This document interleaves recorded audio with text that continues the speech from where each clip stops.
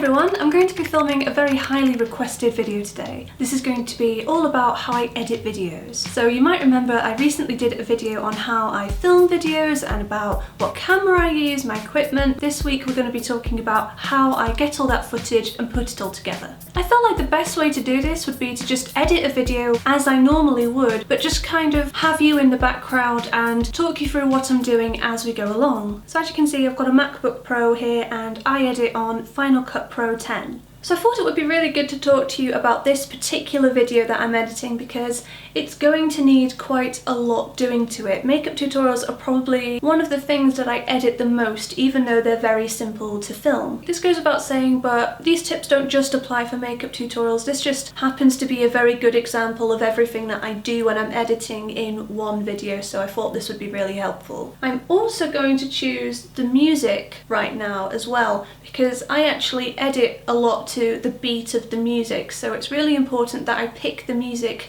right at the start of the editing process. Obviously it has to be royalty free because otherwise I might get a copyright strike on my video. So there are a few places that I get royalty free music from that I'm going to share with you now. So one of the first places that you can look for royalty free music is the YouTube audio library. I also have access to another royalty free music library, which is the Epidemic Sound Player. Now, I only have access to this because I'm with a YouTube network and part of my agreement with them is that I get access to this music that you would normally pay a subscription fee for or a license fee for. I get it all for free. There are also a few people on SoundCloud who make royalty-free music. Now this is something that you have to be very careful with. Obviously not everyone uploading to SoundCloud is uploading royalty-free music. Recently I've been using quite a lot of music by a musician called Esby, who I always link to in the description box whenever I use his tracks. That's probably what I'm going to be using today because I really like the vibe of his music. So I'm going to start out with one of the clips from the end of the video because people usually like to see what the finished result is going to be at the start of the video. So I've got a close-up of me posing and I'm just going to put that at the very beginning of the video. And I'm just taking the file and I'm just going to drag it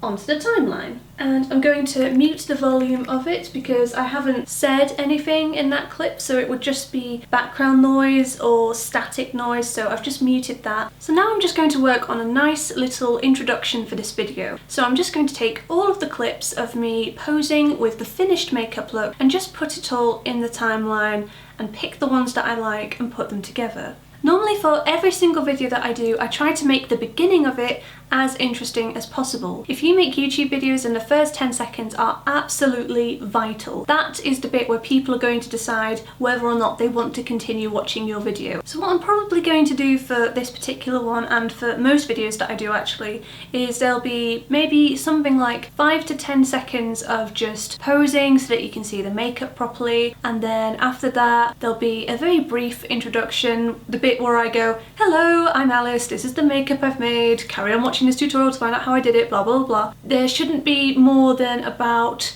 20 seconds before the actual tutorial bit starts. So in summary, it's really important that the introduction is very interesting but also as quick as possible. I'm probably going to have one clip of me looking at the camera and then a clip of me looking over here and then a clip of me looking over here, maybe looking down, etc. That just makes it more visually interesting, so I'm just going to make sure there's a bit of variety in those clips in the introduction. And I'm just going to keep doing that now and just keep faffing about, and as I go along I do just keep playing it back as well, just to check that I'm really happy with the pace and how everything looks. So now that that bit's done, I'm going to put the introduction in. Now I know for this particular clip that there were a few times where I kind of stumbled over my words, you know, so I would have been like, "Hello, welcome to the," and then just like stopped and had to start again. So I'm going to cut those bits out. Now I know where they are on the timeline because the audio will kind of go up when I start talking, but then it will just suddenly stop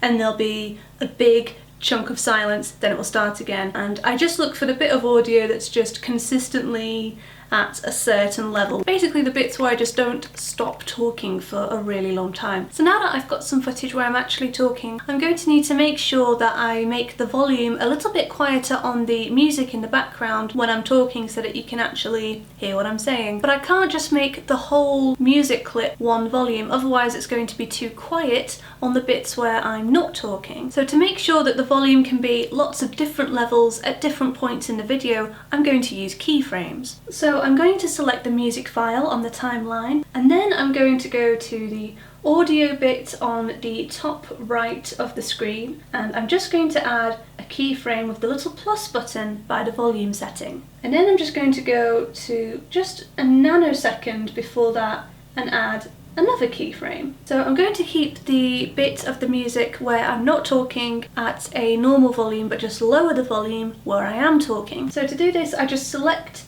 the bit of music after the keyframe and I just drag it downwards. So now I've done that, you can hear me over the music a little bit better, but the bit at the beginning of the video is still quite loud, so if anyone was listening to it as it is, they would probably turn down the volume a lot at the beginning, but then have to turn it back up again once I start talking. So I'm just going to drag it down a little bit at the beginning of the video as well. My aim is always to make sure that the person watching my videos doesn't have to adjust the volume at any time while they're watching my video. I don't want to have me talking and then suddenly really loud music that makes them have to reach for their volume button. So there's no kind of scientific way of doing this, it's just about using your ears, just listening really carefully while you edit. You can get a rough idea on the timeline as well, just looking at the audio levels on there, but mainly it's about just listening to it as you're editing and making sure that nothing is too loud or too quiet.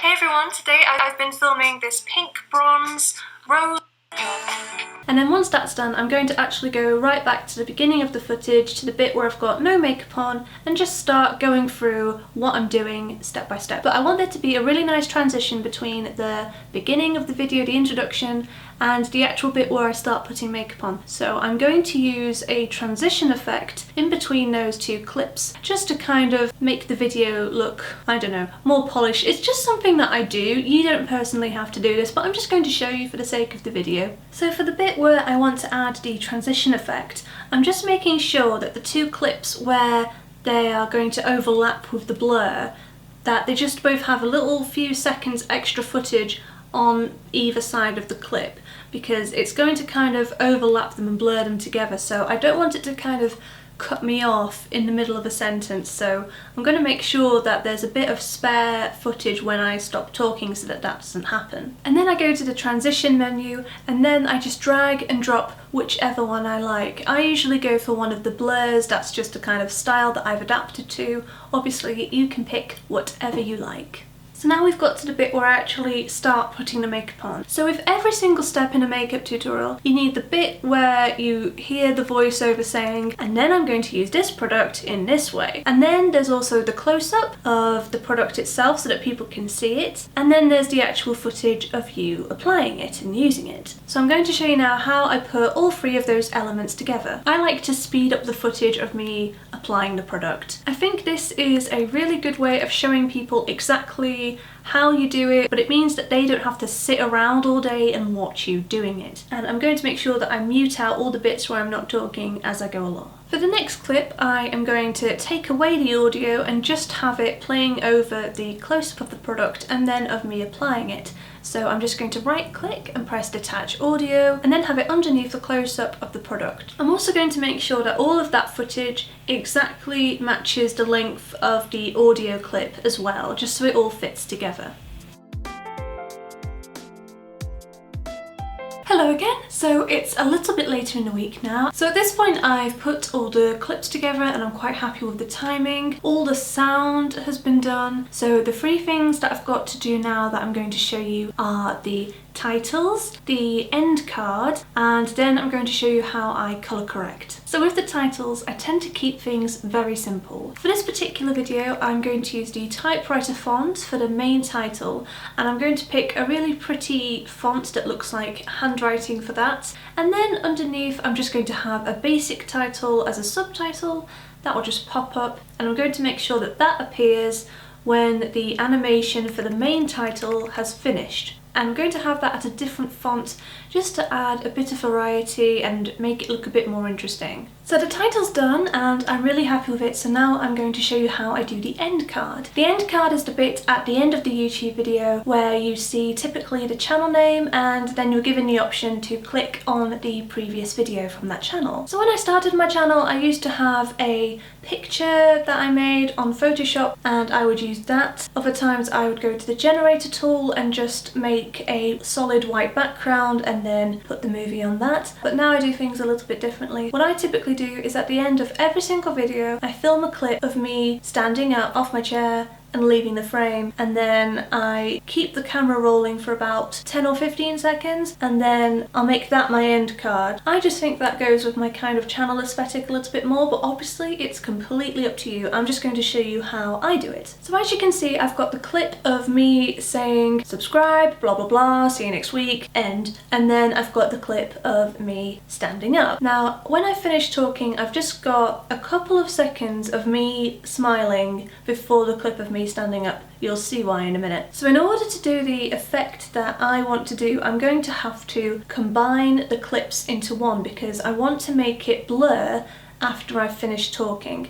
So I'm going to create a compound clip by right-clicking the two files and then I select new compound clip. After that I'm going to go in effects, go into blur, and then I'm going to pick the blur that I want to use. And now I'm going to adjust the blur so that it's not blurry at all while I'm talking, but as soon as I've stopped talking it starts to blur out. So I'm going to use the audio level in the clip to see where I stopped talking, and then I'm going to put a keyframe there and make the blur 0. After that I'm going to move it a couple of seconds along to when the clip of me smiling has finished, and I'm going to put another keyframe there, and then I'm going to put the blur at about 50%. And now when I play it back you'll see that when I stop talking it starts to blur out. So now I'm going to add the other layers on top of that. So by that I mean the channel name and the clip from the previous video. When I've put the clip from the previous video in there, that means that I can use the annotations tool on YouTube so that people can click on that clip to see the previous video. So for the channel name I go into the titles and I typically choose the tracking animation. After that I make sure that only build in is ticked and I use all the tools in the top right hand corner of the screen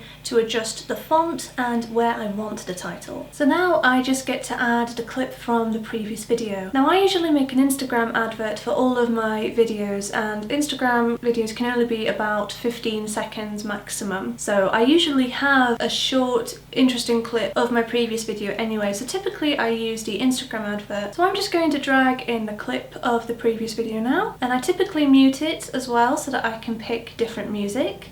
And then I just put it wherever I want timing wise. You'll notice at this point that the advert that I'm using is the same size as the rest of the video, and you want the clip of the last video to be smaller so you can fit other information on the screen. So I'm going to go to scale and I'm just going to make it a bit smaller, usually about 55%, and then I'm just going to arrange it so that it's exactly where I want it to be on the screen. Everything's nearly finished now, I just need to do the colour correcting. That sounds simple enough, but I've really been dreading it for this particular video because the lighting was changing so often while I was filming it. It's England, it's July, that's just kind of what happens. So we're going to have to fix the exposure. We're also going to have to fix the white balance. I think there's a bit of a green tinge that we've got to correct. And then after that, do the usual brightness and contrast adjustments and maybe emphasize the reds a little bit. That's what I typically do. The first thing that I've really got to do is go through each and every individual clip and just see if there's anything that is really over or underexposed. I just select the clip that I want to adjust, and then I click the little magic wand icon and I select the colour corrections board from there. So when I'm just going through the individual clips, I will typically just have a look at the exposure and just move it up or down if I need to. Sliding it up makes it brighter, sliding it down makes it darker. Because this particular clip is a little bit dark compared to the others, I'm just going to adjust the whole thing to make it a little bit brighter. And then you get to the other three bars. So the darkest one is the shadows, and then next to that is the mid-tones, and then next to that are the highlights. On this frame, the whites look a little bit grey, so I'm just going to turn the highlights up. I'm not going to go too into adjusting the contrast and the colours because, as I said, this is just making sure that all the clips are even, so I'm just going to do a little bit of correction on some individual clips. So now that I've tweaked all the clips, I am going to edit everything as a whole, so I'm going to show you how I do that. So first I'm just going to select all the footage, every single thing, making sure that I grab all the bits that are overlaid, and then I'm going to make a compound clip out of all of those, and that just means that I'm going to be able to edit all the colours together. I typically zoom in to a clip where it's perfectly exposed. So for this one, I'm using the clip of the close-up of my face right at the beginning. Just like with the exposure, the colour has lots of different slider options with everything, and then the shadows, the midtones and the highlights. So as this is a little bit green, I'm just going to adjust the midtones to add a bit more red into it. If you don't know about the colour chart, then basically red is the opposite of green. So if something's too green, add more red to it. If something is too yellow cast, add more blue to it, vice versa. And then I'm just going to adjust the shadows a little bit as well. Again, I'm just making the shadows a little bit more red because that tends to emphasize my hair. So yeah, that's a bit of an ego thing for me. You obviously don't have to do that. So when you compare the before and after, you can see once I've colour corrected it, it doesn't look like it's been colour corrected. It looks like it's a little bit more lifelike. It looks like that's what the colours are supposed to be. That's typically all I really do with colour correction. I don't do any special effects. I'll also adjust the exposure as well, and I'll just increase the contrast. All I do is I turn the shadows down, and then I turn the highlights up, and sometimes I turn the midtones up as well. This is just a really simple way of adding a bit more punch into my image. I like quite a lot of contrast. I like that in my photography as well. Overall, I'm quite happy with this colour correction. I really like how it looks, but there are still some clips that are maybe a little bit too dark or a little bit too green. So what I'm going to do is I'm just going to double click the compound clip, and then I can see all the clips separately again, so I can adjust them individually. And then I'm just going to go to the individual clips that I'm not really happy with and just kind of tweak them on their own and keep going back and forth and seeing if it flows a little bit better. I'm obviously not going to get each and every clip 100% the same. That's just not possible. You know, I shoot in a house, not in a professional studio with 100% controlled lighting. I want it to be as consistent as I can possibly get it. And that's everything. We've finished editing the video. This was actually surprisingly difficult to film. I've never done a video where I've explained something that I do on the computer before. So if you liked this, then give it a thumbs up and let me know. If there's something that confuses you or there's something that I missed out, as always, let me know in the comments. I am more than happy to help you out. You can also tweet me. You can also talk to me on Snapchat as well. I'm at Miss Alice Red, all one word, on all social media. If you're new around here, subscribe for new videos every Friday at 6 PM. As you've seen in this video, I do techie, photography, camera related stuff like this, and I also do makeup tutorials because, you know, I like both things. Why not? I also do lots of other stuff as well, so have a little look around and see what you like the look of. And I'll see you guys next Friday at 6 PM. Bye!